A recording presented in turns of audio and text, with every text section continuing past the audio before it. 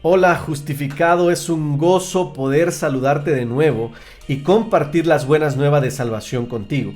Recibe un fuerte abrazo a la distancia. Como vimos en el video anterior, la consecuencia de la separación es que somos malos por naturaleza, que no podemos ponernos en armonía con la ley de Dios por nuestras propias fuerzas, pues al estar caídos, los designios de la carne son enemistad contra Dios, porque no se sujetan a la ley de Dios, ni tampoco podemos. Romanos 8:7. Intentar hacer lo bueno o cambiarnos a nosotros es imposible, pues es nuestra naturaleza ser malos. Jeremías 13:23 dice lo siguiente: ¿puede el etíope mudar su piel o el leopardo sus manchas? Así, vosotros, ¿podréis hacer el bien estando acostumbrados a hacer el mal? Aquí el profeta expone una idea interesante.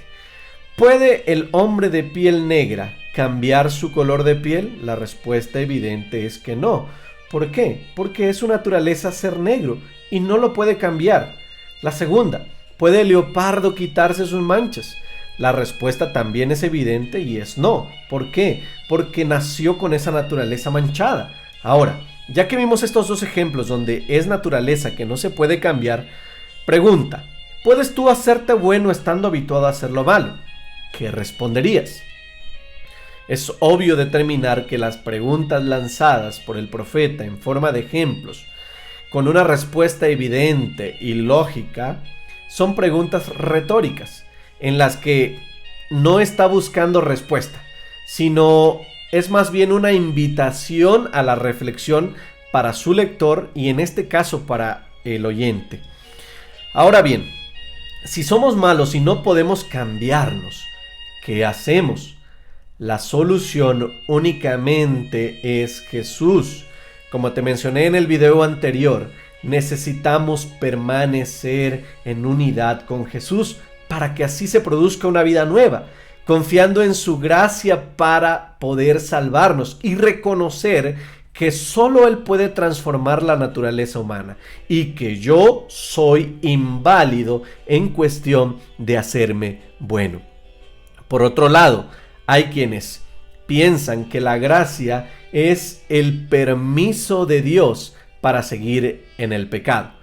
Pero la gracia de Dios no solo es salvadora, sino también es transformadora, santificadora. Es decir que si aceptamos la gracia de Cristo y permanecemos en ella, justificados en Jesús, lo que se producirá en nuestras vidas será el nacimiento del fruto del Espíritu. Es decir, que somos hechos espirituales. Por lo tanto, ya no seremos carnales. Entonces, al ser la ley espiritual, como lo menciona en Romanos 8:7, y por la renovación que produce en Cristo en nosotros, me hace espiritual, ahora tenemos a la ley espiritual y yo en una nueva vida espiritual, ya no hay desarmonía entonces entre la ley espiritual y yo, sino que su ley es mi delicia y en ella medito de noche y de día. Pero vuelvo a decirte, solo mediante Cristo y el nuevo nacimiento es que llego a ser espiritual.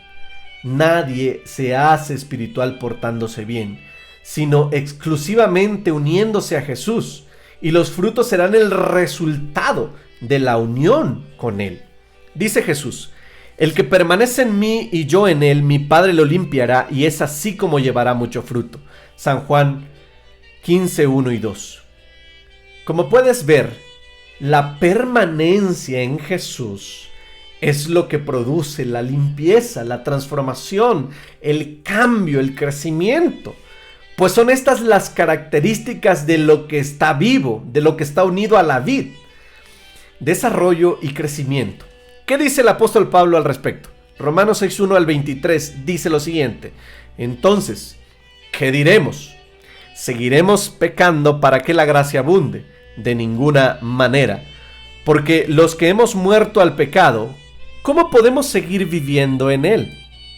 ¿No saben ustedes que todos los que fuimos bautizados en Cristo Jesús, fuimos bautizados en su muerte?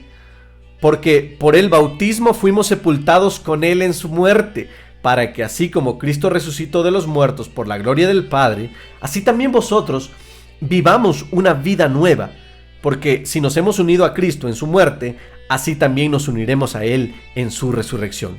Sabemos que nuestro antiguo yo fue crucificado juntamente con Él, para que el cuerpo del pecado sea destruido, a fin de que no sirvamos más al pecado, porque el que ha muerto ha sido liberado del pecado. Así que, si morimos con Cristo, creemos que también viviremos con Él.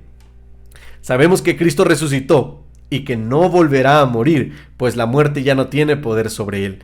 Porque en cuanto a su muerte murió al pecado de una vez y para siempre, pero en cuanto a su vida, vive para Dios. Así también, ustedes, considérense muertos al pecado, pero vivos para Dios en Cristo Jesús, nuestro Señor.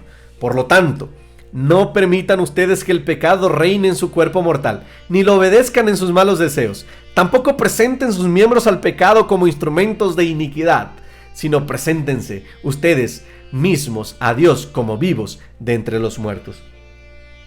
Y presenten sus miembros a Dios como instrumentos de justicia. El pecado ya no tendrá poder sobre ustedes, pues ya no están bajo la ley, sino bajo la gracia. Entonces, ¿qué? ¿Pecaremos porque no estamos bajo la ley, sino bajo la gracia? De ninguna manera.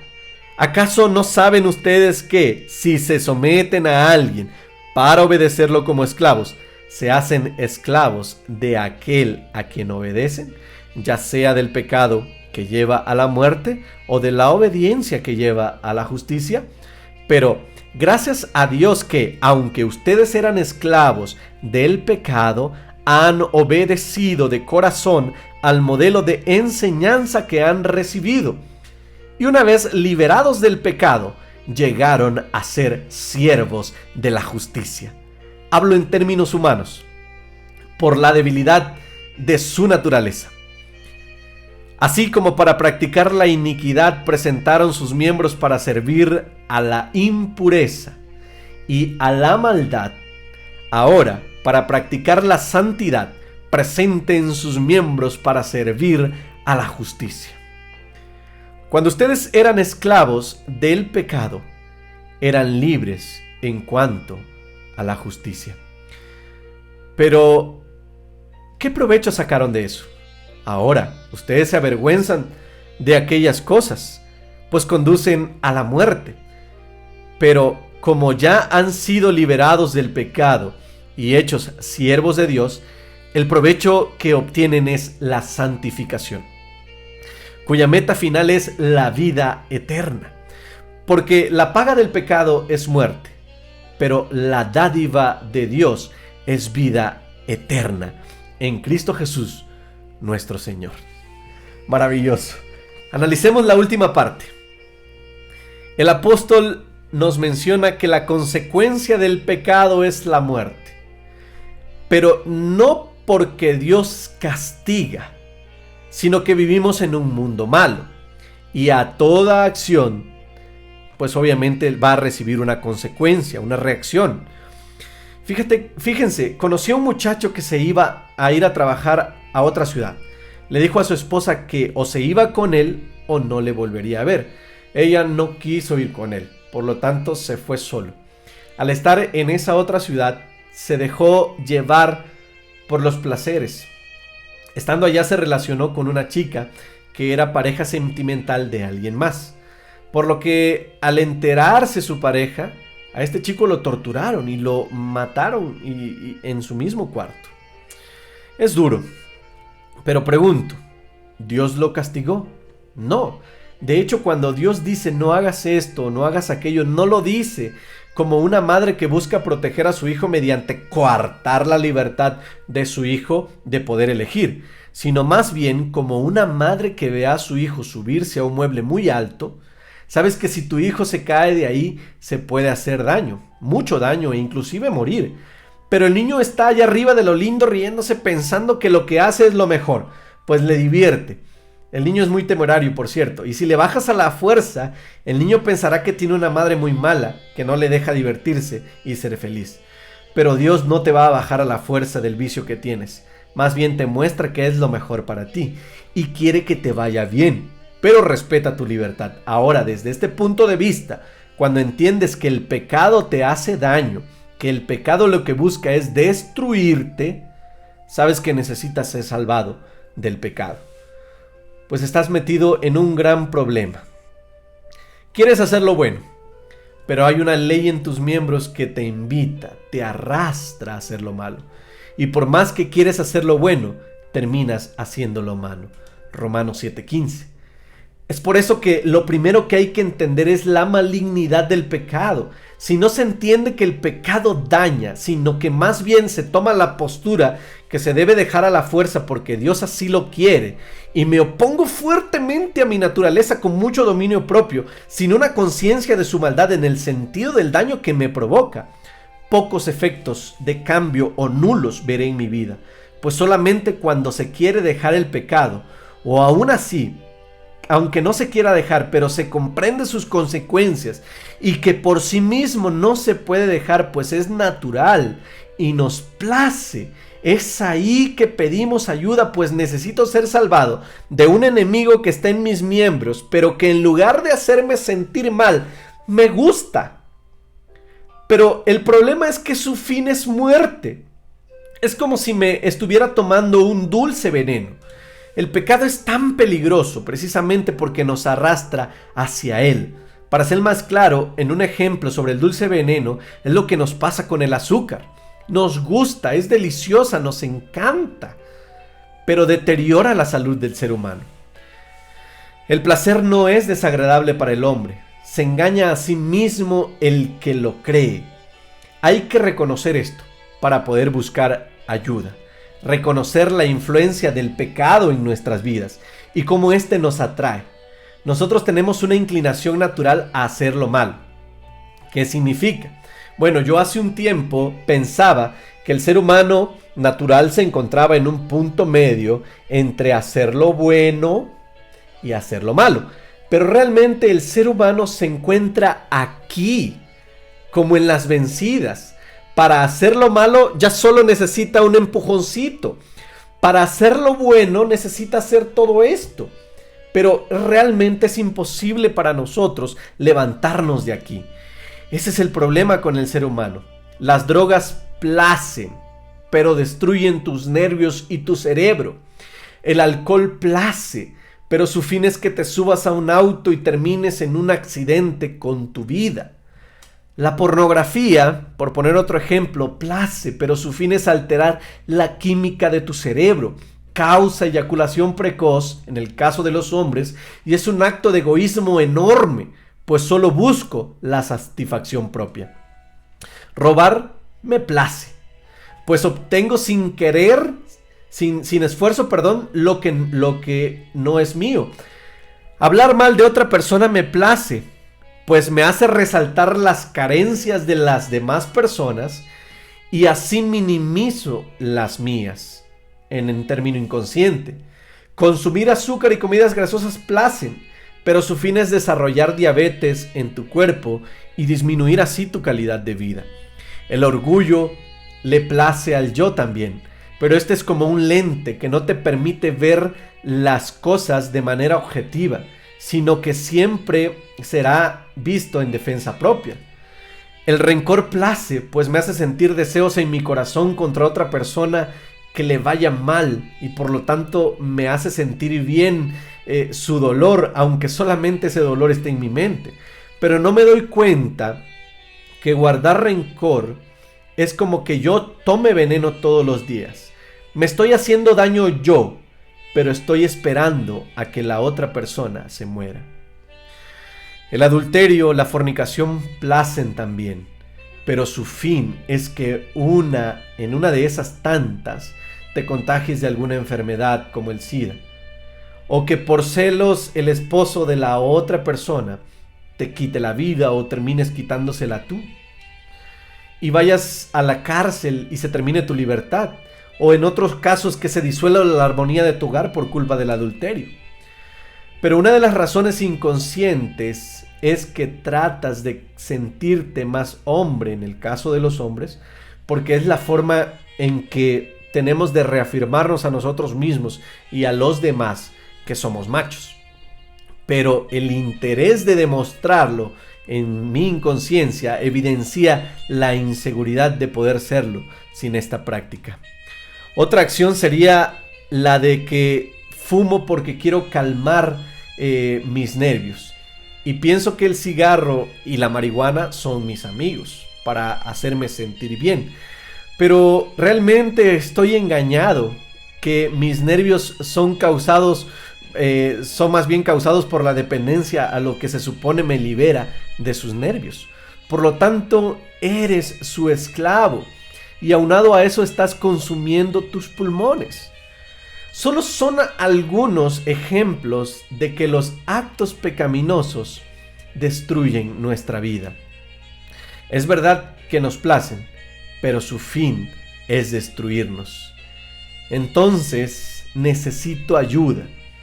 Necesito ayuda urgente para poder aborrecer al enemigo que me gusta y que está en mis miembros, que me place, pero que me quiere destruir y llevarme tras una falsa felicidad.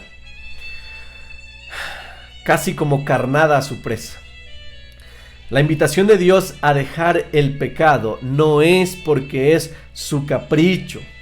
Sabe Dios que el pecado quiere destruirte, engañarte para que te hagas daño y se acorten tus días en esta tierra.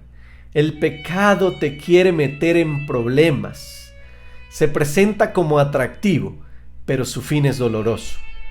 Dios quiere otorgarte la verdadera felicidad que solo está en su paz. Quizá en este momento solo logren comprenderme mucho más aquellos que han visto cómo el pecado los ha dañado y los ha llevado por caminos de dolor. Cuando creyeron que la felicidad estaba en el placer y solo han visto sufrimiento. Es ahí donde te das cuenta que el pecado destruye. Pero lo paradójico del pecado es que a pesar de que nos hace sufrir, nos conformamos con el placer momentáneo que nos da y buscamos entonces aumentar la frecuencia y las dosis, en una búsqueda por extender el placer. Pero conforme pase el tiempo, el placer me irá deteriorando mis capacidades y en lugar de darme vida, me la va quitando. La invitación de Jesús, mi querido amigo, es esta: ven a mí tú que estás trabajado y cargado, que yo te daré descanso. Yo tomaré tus cargas y yo las llevaré por ti. Mateo 11:28. Aquí no tienes un sumo sacerdote que no se compadezca de tus debilidades carnales, sino uno que fue tentado en todo, pero sin pecado. Hebreos 4:15. Él te dice: toma mi victoria, sé vencedor en mí. Acércate pues con confianza al trono de la gracia y hallarás descanso y oportuno socorro ante el problema grande que enfrentas en contra de tu propia naturaleza. Hebreos 4:16. Cuando dejes de luchar tú y te rindas a Él, sentirás paz. Y el fruto del Espíritu se irá dando en tu vida. Pero tienes que reconocer que el pecado está en ti, incluso que te place. Y es que esta es la verdad, y si no la reconoces, Él no podrá ayudarte, pues le estás diciendo que tú no tienes un problema como tal, que tú lo tienes bajo control, pues has logrado dominar el pecado. Pero lo que no sabes es que pasará el tiempo y el pecado seguirá viviendo dentro de ti, como quien barre su casa y echa el polvo debajo de la alfombra. A la vista ya no hay suciedad, pero sabemos todos que sigue dentro de la casa, como tigre agazapado, pero aún está vivo. Cuando Jesús toma la vida del hombre, empieza a limpiar por dentro. Quizá no se nota aún por fuera, pero pronto se verá. La ilustración que Jesús utilizó de los lobos rapaces vestidos de ovejas no significa lo que muchos hemos creído: personas con malas intenciones que entran a la iglesia para hacerle daño, sino más bien son personas con buenas intenciones que quieren agradar a Dios y ver un cambio en sus vidas, pero su principal problema es que no comprenden realmente que su problema, el problema del pecado, es una cuestión de naturaleza y que somos lobos de los pies a la cabeza, que Adán fue creado con naturaleza de oveja, pero cuando se separó de Dios, su naturaleza cambió a una de lobo. Y todos sus hijos hemos nacido lobos y concebidos con esta naturaleza desde el vientre de nuestra madre. Entonces, creen que su naturaleza de lobo cambia solo por portarse bien. Pero por más que el lobo se porte bien, sigue siendo un lobo, pues su naturaleza no ha cambiado. Por lo tanto, creyendo que haciendo lo bueno se hace oveja, y al ser esto imposible para el hombre, lo único que hace es ponerse una piel externa y parece oveja, pero sigue siendo el mismo lobo carnal. ¿Cuál es el problema del lobo? Que no reconoce que su naturaleza es ser lobo y que necesita reconocer que lo es, que le gusta la carne, la violencia, lo malo, y por lo tanto necesita ayuda, pues él no necesita vestirse de oveja y actuar como una, sino más bien convertirse en una auténtica. Pero ha descubierto que ser oveja es lo mejor. Ellas no pelean, viven tranquilas y siempre se sienten seguras. El alimento les es dado, pues su pastor siempre cuida de ellas y provee. Las lleva a pastos verdes y a aguas dulces. Pero el lobo, al verse imposibilitado por su naturaleza, necesita ayuda, de un poder con la capacidad de transformarlo, de pasarlo de un lobo a una naturaleza de oveja, un nuevo nacimiento, una transformación. Cuando el lobo reconoce que es lobo y por lo tanto él no puede hacer lo bueno, pues todo acto bueno para hacer parecer oveja realizado por él es un mero fingimiento, pues no ha sido convertido en oveja. Entonces viene al pastor, después de intentarlo, rendido, reconociendo su maldad, reconociendo su naturaleza y su incapacidad para cambiarse. Y por lo tanto, en este momento pide ayuda al pastor y se une al rebaño, así tal cual, lobo, pero aceptado por el pastor. Ahora camina junto a él, convive con el pastor, se siente amado por él, y a pesar de su maldad, el pastor lo ama, y cada día descubre que el lobo, que en su amor se siente muy bien y que no quiere estar en otro lado, más que al abrigo de él. El lobo, con caídas y levantadas, a pesar de una voz que le dice que es malo y que no merece, permanece confiando no en su bondad, sino en la gracia de su pastor, y le dice a la voz de su enemigo: precisamente porque soy malo, pecador, lobo, inmerecedor, enfermo, es que necesito estar a su lado, porque en su compañía yo tengo paz, a su lado me siento amado a pesar de lo que soy, y no quiero estar en otro lugar que a los pies de quien me salvó.